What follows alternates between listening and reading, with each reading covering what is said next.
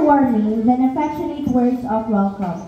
To formally welcome us, let us lend our ears to our hardworking teacher, Ma'am Darna Obilio, to give her opening remarks. Palakpakan naman po natin si Ma'am.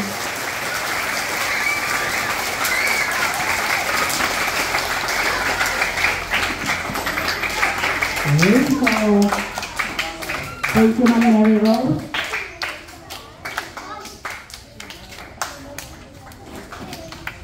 Isang mapagpalang umaga sa ating lahat, lalong-lalo na sa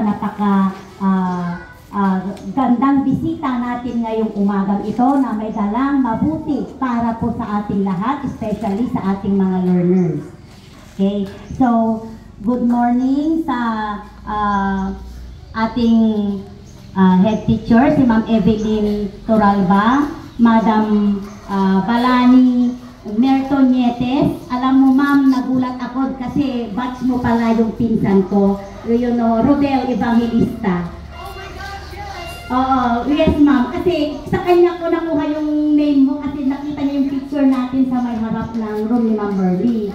Nang gabing yon, nag-message siya sa akin, uy, nagpunta pala dyan si Balani, sabi niya. Sinong Balani? Sabi ko naman, pinarward niya yung picture natin. Ay, kilala mo, oo, bisita namin kanina kasi may nagdala siya, magbibigay sa amin ng book donation. Sabi ko, oo, sabi niya, kaklase ko ng high school sa Don Ramon. Ay, siguro, galing US ko, oo, galing siya sa Utah. Pero, anong full name niya? Sabi ko.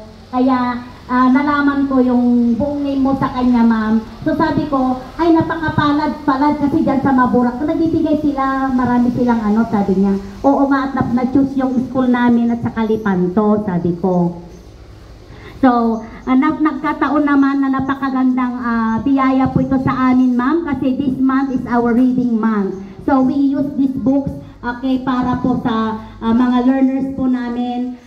Napakaganda pong regalo po ito, lalo na sa mga learners natin kasi alam po natin ngayon, lagi pong sinasabi sa DepEd policy, no read, no move policy. Kaya mga bata, yung mga